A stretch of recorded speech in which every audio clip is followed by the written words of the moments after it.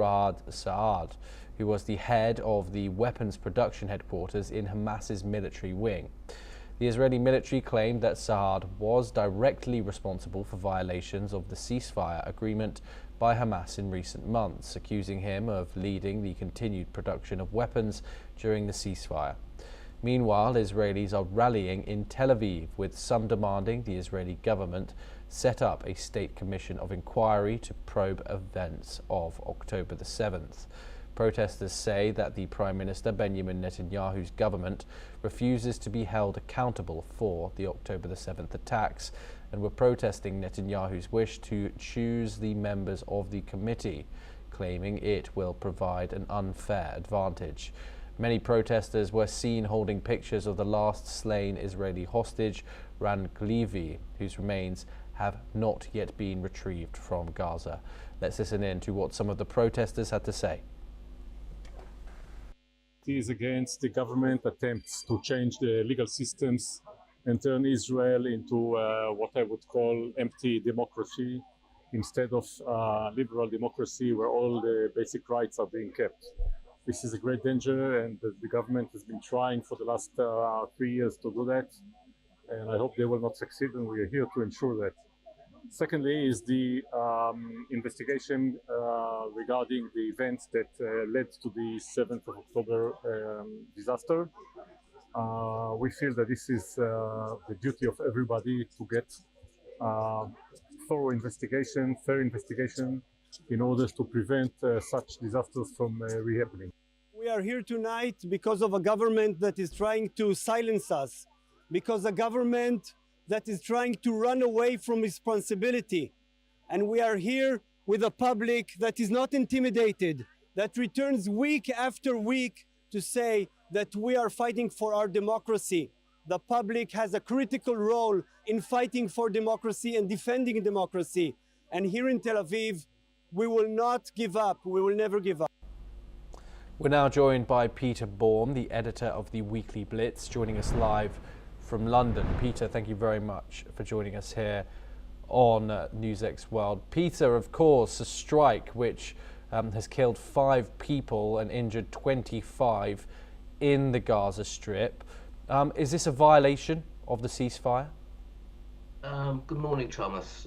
Very good to be with you again, and a privilege. Thank you very much.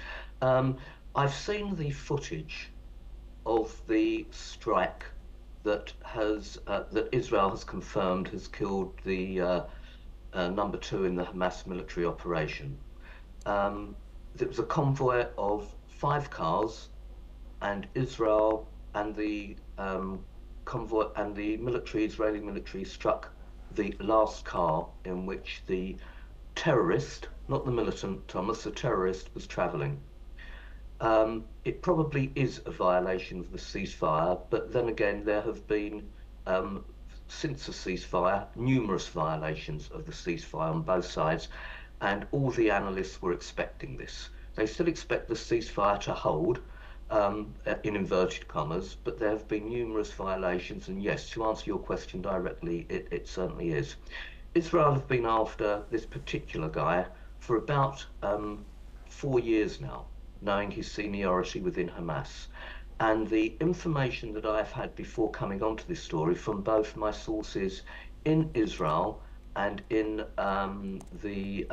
from Doha was that Saad was the go-between between the Hamas terrorists stuck in the tunnels. If you remember, we were talking about that story for quite a few days a couple of weeks ago, and the story's gone dead. And the Hamas leadership currently based in Qatar. And it's clear that he has let down Hamas. He was supposed to be the guy that was going to negotiate the safety of those some 200 terrorists stuck in the tunnels, of which something like 130, it's estimated, have now been killed because of his incompetence.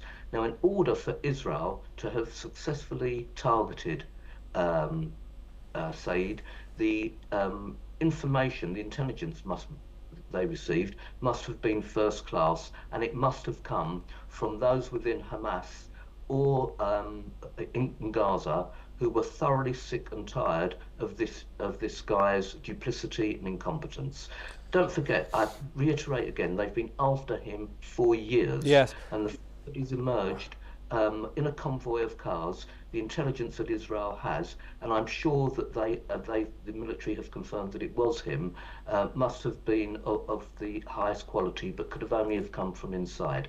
So to answer your question, Thomas, definitely a breach of the ceasefire. We'll probably see more ceasefire violations, but nevertheless, the interested parties will still take the narrative that the ceasefire by and large is holding up, simply because we haven't had the kind of military confrontation that we had prior to the ceasefire. So the odd occasional skirmish, as this will be dusted down as, will be acceptable to the interested parties. Peter, of course, Hamas have said that this has only killed civilians so far. They haven't confirmed that Saad has been killed. Something that, of course, they have done previously when you saw the likes of Yahya Sinwar, etc., killed by the Israeli army, of course. So we are waiting for that confirmation, if it is the case, from Hamas. I do want to move over now to domestics in Israel, where we've seen people line the streets once again, urging for the government to be held account, the current government, Netanyahu government, for the October the 7th attacks. Do you think that Benjamin Netanyahu continues to lose the public control of the domestic narrative? Of course, we've seen protests throughout the Gaza war, hundreds and hundreds of thousands of people lining the streets of Tel Aviv, and it is still continuing. You're absolutely correct, Thomas. And if there were an election today, it would be highly likely that Netanyahu, unless he was given the total support of what we in the West would call the far right, or the far right Orthodox community, would definitely lose the election. Now, because Israel is a democracy, people are free to protest in the way they are doing in Israel. But when it comes to national inquiries, and because Israel is a democracy, I would suggest to you, Thomas, and to your viewers and listeners, that whilst Netanyahu is in government, he will drag out the officially authorising an inquiry, while still giving those calling for it some crumbs of comfort to say it all in due time. And we've seen this in all democracies all over the world. Here in the United Kingdom, we're expecting an inquiry into the Pakistani rape gangs, for example. The current government don't want it, giving the victims the rhetoric that they need, that they will have it, but it will just drag out for years and years and years. And I expect, simply because Netanyahu is currently in power, and because Israel is a democracy, this is how democracy works. There will be protests. They will want an inquiry into October 7th, and quite rightly so. Whether it comes about or not will only happen with a change of government, and even so, that will still take years for it to be officially documented, authorised, and made subject to the public. Okay, Peter, do stay with us as we have further updates coming out of the region. Now, 2 US Army soldiers and a civilian